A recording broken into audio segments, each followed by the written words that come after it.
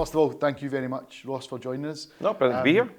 I'd love for you to give us a little bit of an introduction to who you are, what you do, and so for those that don't know. Okay, so yeah, I'm Ross. I'm currently Chief Exec of an organisation called Vidatec. We're a kind of bespoke software development company, so building a lot of mobile apps, web platforms for people, and kind of complex digital solutions essentially, whether that be Microsoft Stack, working with AWS, all those kind of things. So it's been, I've been there for 2 years as Chief Exec and 7 years in the business in total. And we work with a huge number of brands, and the variety is brilliant. You know, we're working with the likes of Heineken and people like St James's Place, as big enterprise organisations. But we're also helping organisations scale up within Scotland and be part of a wider tech ecosystem. So yeah, that's the kind of stuff we do on a day-to-day basis. So if you can take us back to probably only a few years ago, but like when you were kind of finishing up school and kind of like, what did you do? Did you go into higher education? Did you enjoy school? Tell us a little bit about your journey. Yeah, so I didn't enjoy school. Didn't Same. enjoy it at all, and I don't know if that's a common theme that comes up when we're talking here, but I think I probably only enjoyed 6 years at school. Mm-hmm. Is that because you could go out and drink, or? No, well, listen, it's the west of Scotland, so it doesn't need to wait till 6 years. Year, yeah. Yeah, exactly. Yeah. No, I think it was about the fact that all of a sudden I was doing like business as a course, and there was something that was practical that got my attention, rather than you're kind of forced to do some subjects. You're not really picking, but you've got your selections. So didn't really enjoy school, but then went to university to do a course on business and management and specialising in marketing at the time. And that was all because of that 6 year, just kind of sparked my interest and knew where I wanted to go and what I wanted to do. Nice. And I think at that time, that was the kind of the path that you were meant to take. Yeah. Things have changed since then, but it was like, if you want to get a good job, you've got to get that piece of paper, you've got to get the degree before you can qualify for certain jobs. I mean, we'll go on to jobs latterly, but you know, there were some jobs that you say you need a degree for. You're like, you don't need a degree to do that job type thing, you know, but that's what they were looking for. So, went to university and did an honours degree there for 4 years. Did you always know what you wanted to do? Did you, obviously you got interested in business in 6 years, but was that path kind of clear? Did you have experience in business when you were young? I think the path was clear, but it didn't work out anything like that. In terms of having a clear idea. Now, if you'd said, going back, what's that, 20 odd years ago now, to say you're going to be running a tech company type stuff, mobile apps didn't exist then. The mobile phone was barely out at that point, apart from anything else, without sounding too old. So there was a path that I kind of wanted to take in areas where I had interest in, and it was about following those. So initially, I was going to want to build up like a hospitality empire of bars and restaurants. That was kind of the first thought when I was leaving school. And I actually ended up going and working for Scottish Brewers. That's now kind of been taken over by Heineken in the UK. Went through a few different guises, but I was out there working as a sales guy in the pubs, the bars, the restaurants. So it was kind of like a step towards that. But one of the things that happened, I got a summer job at a place in Kirkintilloch called McGavigan's, and they used to do like the dashboards for cars and the touch screens for the microwaves and all that kind of stuff. Some really cool stuff. And when I was in one day, they had a program called Quality Circles, and that was about getting working groups together to understand how you drive the business forward, and there's some consultants in there. And I think that left a wee lasting impression on me, talking to some of those consultants. It was just my summer job, but at lunchtime, I'd sit down and talk to them and find out what was happening. And there was always a bit about almost that consultancy type bit that started to creep in at that point. But then I went to the Scottish Brewers. There was a kind of a career path that was designed for you there. So I went to sales training. So if you wanted to become a regional director, you had to go sales training and take that route and stuff. And that sparked some interest in me in terms of helping others. Then I went and kind of was running part of the contact centre out at Deer Park at Livingston, where they'd created this new centre for the UK rather than having all the regional depots. And that was a brilliant piece about understanding how to engage different audiences. Brilliant piece around understanding. We decided to move from like a discipline-based structure to a regional-based structure and trying to manage that change process. And all those things just kind of really struck a chord with me. It was less about the fact we were in the brewery trade. It was more about the business challenge, more about the structures, more about how do you take people on that journey. And then the opportunity came up to join an organisation called Insights, who are kind of a massive Scottish success story in terms of working with major global brands. And that was just like an opening, and it was fascinating. So I worked in that group for 17 years, the last 6 of which were at Vidatec. And tell us a bit more about Vidatec, and obviously we know quite a lot about Vidatec here, but for those that maybe don't know about you guys, can you walk us through it? Yeah, so I mean, as a business, we've been around for about 16 years now. So the founder, Guy Ross Tuffy, brilliant individual, successfully built a business going, there's something in these mobile apps type thing, you know, at that point, and he was helping organisations work out what's like mobile as a strategy and how to build those things. So I think it's really kind of opportune that we're in a similar space with AI just now, where everybody's still trying to work out what is the opportunity of technology, how do we harness it the best. But essentially, they built a business that started with mobile apps and then went into a bit of web platform. And as things happen, organisations say, you're really good at this, could you do this or could you tackle that for us over here? So the business has just kind of grown to that wider kind of digital and tech capability. So we'll do the consulting piece to help understand your tech strategy, understanding how to build the right case for AI, should you be using it, should you not, what tools are optimal for you, how do you take the people on the journey with you. We'll do the UI UX design part, and then we'll build, say, mobile, and we'll build web. So some of the projects we've been able to work on have been brilliant. So Couch to 5K is probably the best known app that we've done over the piece. So how do you engage people through a channel like that, nudge them to do an activity, nudge them in it and bring them back, the whole kind of habit forming loop, you know. There's a brilliant book by a guy called Nir Eyal, Hooked, about building digital products, which is kind of has been a core philosophy for Vidatec over the years about how they do that. And just really working with a wide range of different organisations to understand how can tech be part of solving their pain. You know, so we've got brilliant tech evangelists in the business, but I think we approach it from what's the problem, how do we try and solve that, and what's the right tech, rather than we've got this tech solution to sell and it can fix any problem for you type thing as such. And what are you, so obviously like the market in particular over the last 18, 24 months is absolutely exploded with AI. It's not something, it's not brand new technology, it's been around a long time, but people are now starting to really lean into it. We're probably seeing a lot of people are trying lots of things, dropping lots of things because they've not maybe implemented it particularly well, or they've not really understood, like, to your point, what problem are they trying to solve, and maybe that, you know, we kind of think of it from a sales perspective, that slow down to sell faster, so like really deep digging into discovery rather than jumping straight to solve. So it's a bit similar for you guys, like slowing down in that discovery phase and understanding exactly what you're trying to fix and understanding what that fix will be. So we're seeing a lot of even clients or even ourselves, you know, we'll try tools and then it's not quite the right fit, but have we really got to know why we would implement it in the first place? Can you walk us through just some of the things you're seeing, you know, when you're speaking to clients or even potential clients, like what are people talking about now when it comes to AI? So I think it's been a fascinating journey over the last 18 months or 2 years, as you say. There was a cartoon I was sharing with the guys last week on a call. I think I saw that. Yeah. You put it into Slack, didn't you? Yeah, I put it in the Slack channel in terms of what do we want AI, what do we want it now, what do we want it to do? Don't know, but we want it now type stuff, you know. And there's been an element of that where you think in boardrooms up and down the country, like, what are we doing with AI?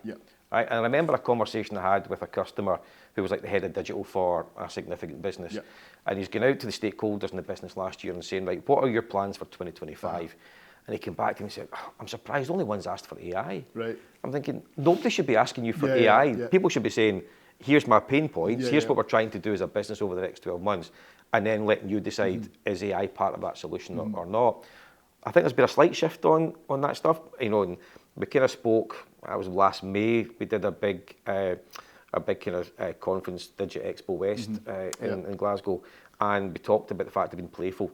About how do you start the use cases, maybe start them small, but really identify what's the use case you want to go for, and then testing out what's the right tool for that, and how do you take the people with you in the journey. I think there's been a huge advancement in the capabilities of particularly Gen AI in the last 12, 18 months. We're obviously seeing lots of organisations, like the big boys, you know, your Microsoft, the AWS, etc., coming out with really strong kind of efficiency messages. So I think we're always trying to pick those use cases about what's going to help you grow the business? What's going to help you get the best out of your people rather than just the straight efficiency type stuff? But there's still a little bit of nervousness around governance and having the AI policies in place across organisations. So we do a wee bit of work in the financial sector. Still a bit of hesitancy there for a lot of organisations in terms of what needs to be in place. But but how do you just start to play with things a little bit and pilot it? Yeah. So we're definitely more in that kind of playful space to say, how do you just take some steps? Not everything's going to work, but if you don't do that, where are you going to be in 2 years' time if you're not doing that playfulness? Rather than seeing that as throwing away money for those little pilots that maybe don't make it to like in a production space. And it's an interesting one because I think I think it's a particularly interesting point you've got in looking at the overall goal of the business, like from whether it's a growth perspective or whatever, like, looking at the 24, 36 month strategy. Understanding where you're trying to get to, and does AI fit in that? Probably in some shape or form. But is there any? If I'm sure there's head of IT, CIOs, CTOs, etc. across the country and across the globe really, thinking about how they implement it, and it's obviously got to tie back to where their CEO or whoever's the vision's going. Is there any advice you'd give to those folk other than setting up a call with you and Tommy? Well, obviously that's number one, right? Yeah, that's important. But I mean, is there any kind of like some takeaways that they could be thinking about, or anything, advice? What would you be saying to yourself if you were in their shoes? So there's some stuff that we share quite often. It was a Boston Consulting Group piece of research, and 70% of a change with AI is about people and process. So I think people get consumed about the tech side and forget about taking people on the journey. So we constantly highlight 70% of this is non-technical, right? And to an extent, the tech's going to be the easy part because that's getting better and better and better. I definitely think there's a piece of look to develop your people and the capabilities in-house, but look to partner with somebody on that. Because what we find with lots of businesses, and it kind of almost gets a bigger problem the bigger the organisation that we see, is how do you set up those innovation hubs where you can take some use cases and do it here, because you're so busy keeping the light switched on for the business over here that you're not getting a chance to implement some of these things.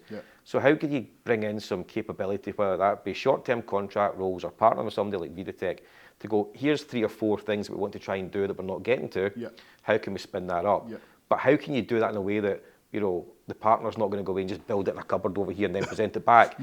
Get them to take the people with you in the journey, get them to use their expertise and support the development of your people at the same time for the longer term benefit, rather than just that short term kind of project delivery as such. So those are the kind of things that I'd be suggesting to those guys. I mean, they'll be far superior in terms of technical knowledge and the architecture structures they need. But I think there's a better piece we can do around the whole people element, as well as having that technical capability through Nick, who heads up our team as a CTO here. And in terms of Vidatec then, so walk us through a little bit about the plans. I know you've been so in it as well. So, but in the next 12, 24 months, what's your plan? What's the goals look like? Yeah, well, we're looking to double the size of the business and grow in terms of revenue and the number of clients that we're dealing with. We want to continue that track, as I said, about stick to your knitting around those core services and build that offering out. We want to be able to build out a little bit of product capability. I think using and harnessing the experience we've had from being part of the Insights group, really focused on that employee experience.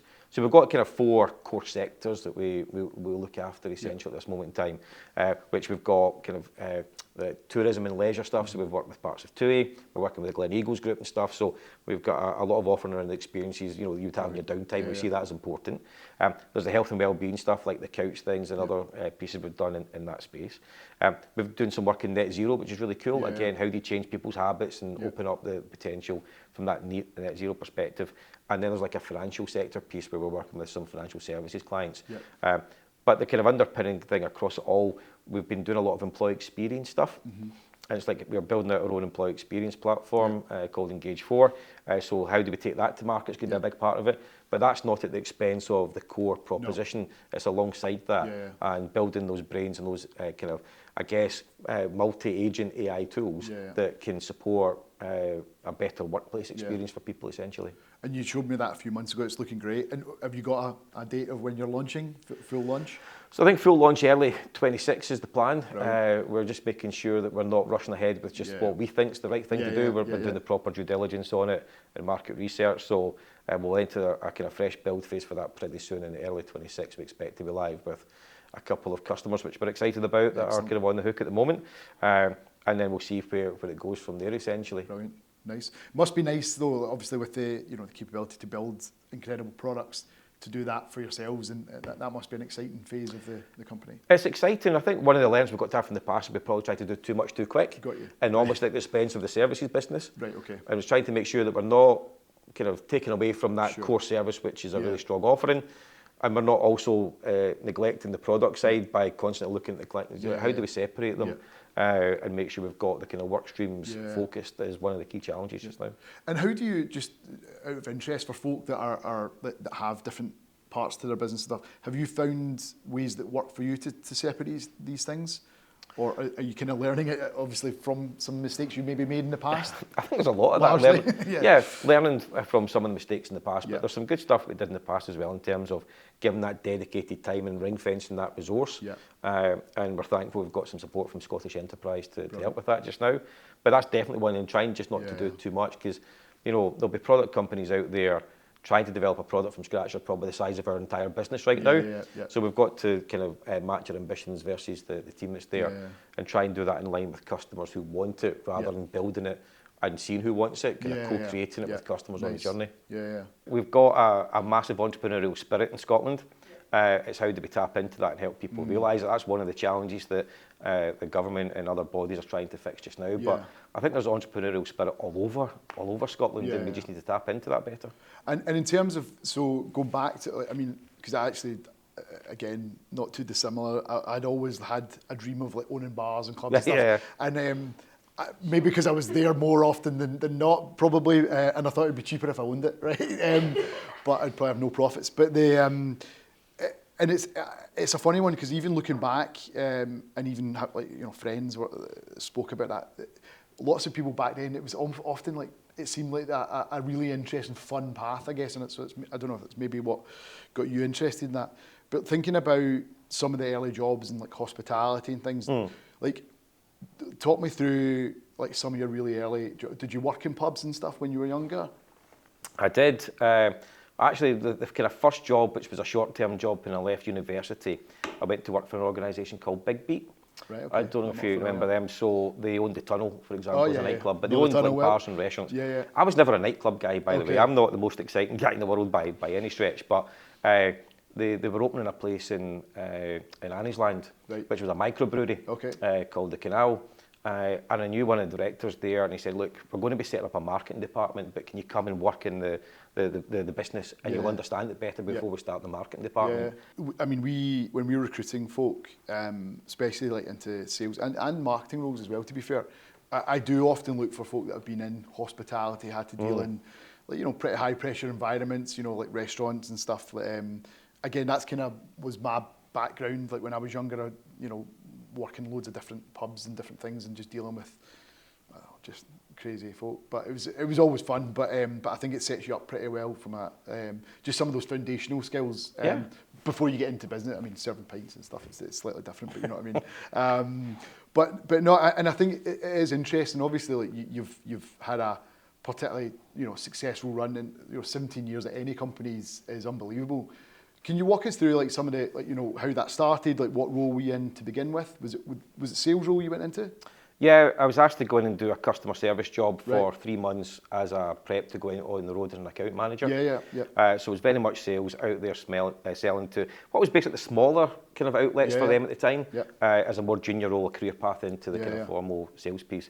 And I kind of covered Lanarkshire at that time. And you were dealing with, bars and restaurants. You were dealing with the working men's clubs. You were dealing with bowling clubs. You were dealing with all sorts of different types of bars and stuff. So it was a great experience again to be able to go out there and learn the ropes. And would you kind of just turn up in the doorstep? Would you try and get ahead of it? And there was maybe a journey planner. I was never the best at that. Some of the guys were like, every fourth Monday I'm coming in your place at 10 o'clock, which I kind of struggled with having that kind of format and being too rigid. But you were getting classically kind of FMCG sales trained, all the negotiation skills, relationship building, all that stuff at the same time as being out there. And there's some brilliant stuff, some great stories that you have from that time. Sometimes there's a bit of, I was saying this before to the guys, that it could be a cross between Phoenix Knights and League of Gentlemen at times in terms of some of the stuff that you were doing.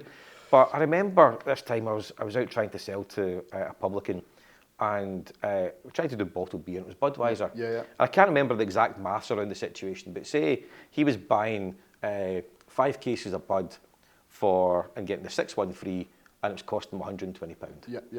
And I was saying to him, right, okay, well, we'll beat that deal. I'll give you 6 cases for 115. And he's going, no, but I'm getting that one free. No, you're not. It's not free. You're paying £120 for 6. And no matter what way I represented the argument, he just couldn't get it. Yeah. So I was again thinking about how do you sometimes communicate with people in a way that they can understand, or how do you present stuff in a different way rather than it being completely logical and rational all the time. Yeah. So yeah, some great experience of doing that stuff. And what was the kind of journey then? So obviously 17 years there, finished up with you kind of going through management buyout and different things. So incredible journey. Insights, yeah. I met. It was funny. My gran and my grandpa on the different sides of the family kept on saying, sticking at golf, right? And I actually met Andy Jr., who's the chief executive of the Insights Group, on the golf course, which must be, I don't know, 18, 19 years ago or something. Yeah.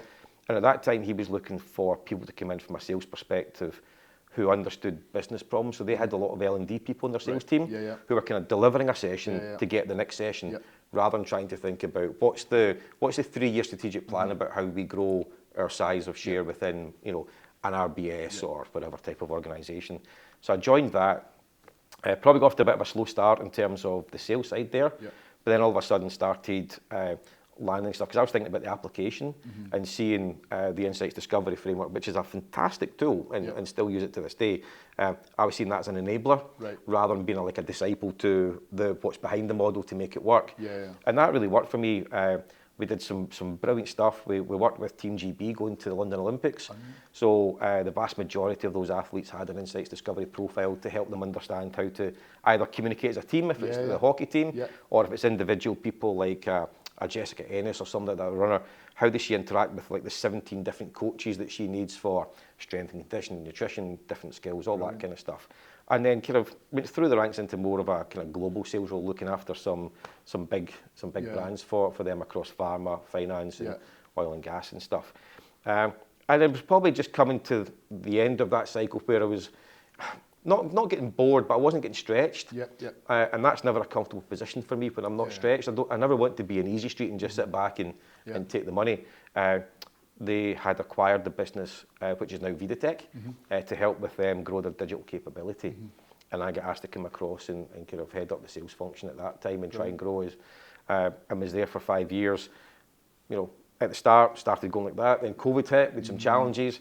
And we never quite kind of set a fresh path as a kind of a joint organisation.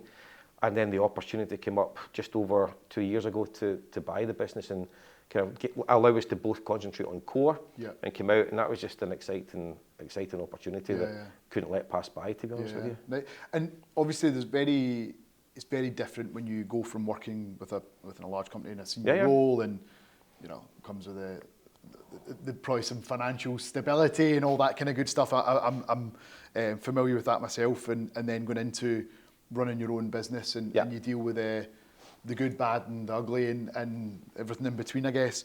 How have you dealt with that? Is there anything in particular that you've like really struggled with, or anything that, you know, and if you have, what have you done to overcome it? I think the biggest challenge for me was the 8 months that we took to actually complete the management buyout from the first conversation, because the previous chief executive stepped away, decided that's not what I want to do. I want to go and do something different, which is great, and you know, he's doing some good stuff just now. But we were trying to complete the management buyout at the same time as resetting the business. Getting on this path. So you're stretched at both ends. And probably slightly unusual, I was taking on the MBO myself rather than as a group of people. So certainly I kind of fell under a lot of pressure. And finally we got that done in February. There was a bit of a sense of relief, but it was also the fact of, right, we've got to go now. This is the opportunity. So there's no kind of let up. So that was tough from probably more of a physical resilience. Not so much the kind of mental resilience and approach, but just a bit of burnout, I think, by that point was the toughest part. But, you know, listen, you know what it's like trying to run a business. It's exciting. There's brilliant moments. You get to work with brilliant people. You get to be able to set up environments where they can thrive. But there's pressures that come with it in terms of how do you make sure that you've got the right path, you're trying to grow the business at the same time as deliver what you've got. So, but you know, the main thing is enjoying it and making sure that you do look after yourself and take some time out when in a regular interval, because you never quite know when the ups and downs are coming. Oh, right. So therefore, how do you make sure you're in the best state to deal with that as you go? And how do you do it in particular? Like, what have you done or learned over the last, I don't know, 24 months to deal with that? Because, like you say, like the waves come and you've just got to kind of crash through them, don't you, at times? Yeah, I think I've done a good job of changing my environment at times. So there's been a couple of times where Carol, my wife, and I have just gone away for a couple of days, hired an Airbnb. Now, we've maybe still done work, but we've just taken ourselves out of that context for a little bit. And then we're talking earlier, my daughter and our fiancé have moved to Oslo. We went out there and worked for a week recently. So it's not a holiday, we're still working, but it's just a change of environment and giving you a little bit of different perspective on things. And is there anything that you're kind of working on there that has been, that's heading in the right direction with that? Is there anything particular like with the team that you're doing just now? That you can share? No. I think, you know, first of all, I trust everybody in the business, which is really important.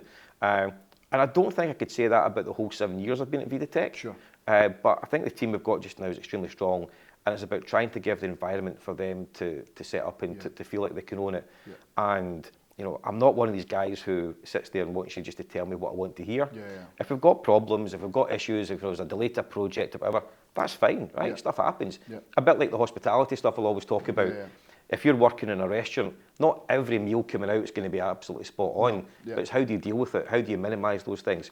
So it's trying to get the team to kind of step up and be able to own those things and run them rather than feeling like they need to defer to me for a decision on those things. So we're trying to do that and create that, but you know, that takes a little bit of time for them to feel confident to make those changes and know that, you know, there's not a consequence as such of getting stuff wrong, because I don't have all the answers, you know, I won't get everything right all the time. No, and I think it's interesting. I mean, as I say, we are in a kind of similar position in the sense that, you know, we are trying to set up for folk to run a lot, and they do, and certainly do a better job than I do, but a lot of the day-to-day stuff to allow us to look at what's next, the next phase of growth, etc. I think, like you say, like, if you're not stretched and challenged, then you're probably not really growing in that sense. And I think, like, there's only, in my experience anyway, like there's only so many books you can read or listen to, or podcasts you can listen to and stuff. It's when you're actually in it, that's like, it's always, that's when you're learning. You know, and I think, like, until something difficult comes along, you can be as prepared as you think you can be and studied as much as you want to study. But it's when you have to deal with things like, you know, cash flow and you know, invoice, just all the other things that come with it. You've got to make payroll and all that kind of stuff. And I think those are the realities of business that also people don't see, because I think a lot of times, but obviously like we are pretty visual on socials and content and stuff, probably assaulting people's eyeballs at this stage. But the reality is that, you know, people don't get to really see the late nights, you know, on, I don't know when I was on till last night, midnight, trying to, you know, close a deal and different, you know, and it's just part of the game. But that's the bit that people don't see. They don't see, right? But that's part of what we decide to take on. 100%. With it. And, you know, I've spoken to people who've been away at like INSEAD courses and stuff like that for a month intensive and all the rest of it. I've been fortunate in my career. I've never had a bad job. I've never worked in a bad company. Is that the bullshit detector? Yeah, is that what that is? Yeah. So I've always had the opportunity to grow and try different things. But without doubt, the last 2 years has been the best learning and the most fun I've had from leading the organisation. But without a doubt, despite all the kind of sleepless nights and the challenges and the worries about different things as you go, it's definitely been the best decision that I've made, for sure. And is there anything, like, so of all the learnings and stuff, is there anything in particular that really stands out that, like, that was a tough moment, but geez, I'm glad I went through that because now I know how to handle it if it comes up again? I don't know if it'll happen again, but I think, as I've kind of hinted earlier on, there's protracted conversations and like friendly conversations in terms of genuinely wanting the best outcome for both organisations in terms of that. But when it comes down to the finite details on paper, it's not always that easy to get it right. And I think the kind of key thing was, Carol kept saying to me, concentrate on the opportunity it creates, you know, and the value you can create from there rather than worrying about that detail just now and getting too caught up in it. Because there's times I wanted to walk away and just be done with it. So I think it's more about focusing on the longer term. And you know, there was advice my dad gave in my sister's wedding, which was, you know, for marriage, keep a sense of humour, because you'll always look back at stuff and be able to laugh about it. And I think that's one of the things that I've taken on in life. And despite all the challenges and what we've done, we're able to look back at some of those heated moments and conversations you've had and be able to laugh at it and learn and grow from it, essentially. But I wouldn't say there's one thing we've done. So I think you guys have seen involved in sponsoring the Glasgow Tech Meetup, which is a brilliant hub to bring the tech community in Glasgow together. And it's not the only one, there's other variations of that. And I see a lot of people come along who are there for consistent, which is great. And then you see a lot of people who are maybe looking for a new job and come for 2-3 months, get a new job and drop off. So I think, you know, try and be consistent and be present in the community, because you're going to need help on the journey. Nobody can do it on their own. And I've certainly been kind of amazed at how helpful people have been when you've kind of stepped up and asked them for help and support. They've really embraced it. But you need to have that community there before you jump into it, rather than thinking, right, I'm going to start a business and I need to build up my community. So always be thinking about where do you need to be seen, who can help you on the journey, and try and be present in those communities would be the first thing. I don't think there's any right time to start a business. It's about what's the opportunity for you. I saw something when I was taking on Vidatec, that I think I was 47 at the time when that opportunity was present, and it said 46 is the ideal age to start a business. But like, right, where's the science there, right? Okay, I've had a career at 20 years at that point, being able to look back on and take the learnings. Great, you know, leverage that. But what's wrong with starting a business at 27 or 30, whatever? I don't think there's any right time. Just don't be afraid to try. If that's what you want to do and you feel like that's your purpose, just make it happen. And don't be afraid of doing something that's not quite working. There's plenty of entrepreneurs out there that's their third, fourth, fifth business, whatever, that's been the one that's actually made a success of it for them. No, I definitely agree with that. I think there's definitely no perfect time. But it's so easy just to be kind of focused on your business, about what you're trying to do, rather than looking at the bigger piece. And I think we can all rise together as a community. So therefore, how do we play that part? And if it comes back, great. But if we can just help some people in the journey as well, then fantastic. So we've tried to build a bit of a tech ecosystem where we can bring in organisations who've got skill sets that we don't, to kind of complement and augment the skills that we've got to deliver for our customers. And that's a part that I've really enjoyed, just understanding more of that capability. And where did that kind of come from? Is that something you've just always naturally enjoyed and been good at and seen over time, or is that something you guys did at Insights? I mean, there's a big partner network there in terms of how they delivered their business, but it's not like coming together as businesses as such. That was more of like a distribution model type stuff. I'm not sure. I think just in terms of identifying where you are as a smaller business, that you can't do it all yourself.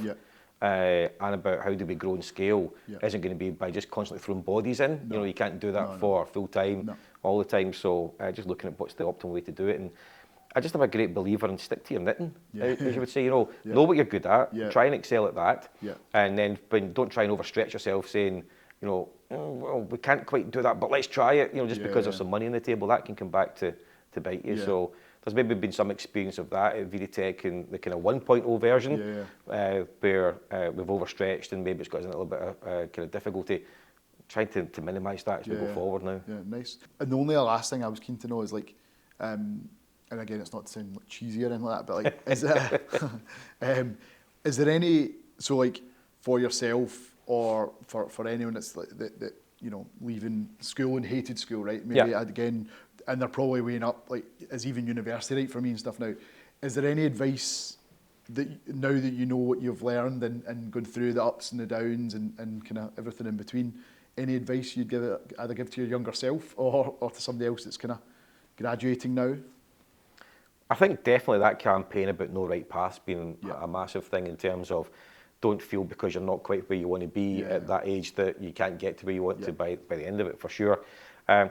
I think for me it's more about when you've got the opportunities, try and embrace it, understand the learning, question people to get that understanding, and try and just build up relationships and be part of that wider community to embrace opportunities as you go. I don't think there's anything much more technical in that. Yeah. I think we've brought in some brilliant apprentices who've come straight from school, and they're now off doing brilliant work in other organisations, which is great to see. And we've brought some people out of uni, but there's no kind of one path that we're saying that's where we're recruiting from.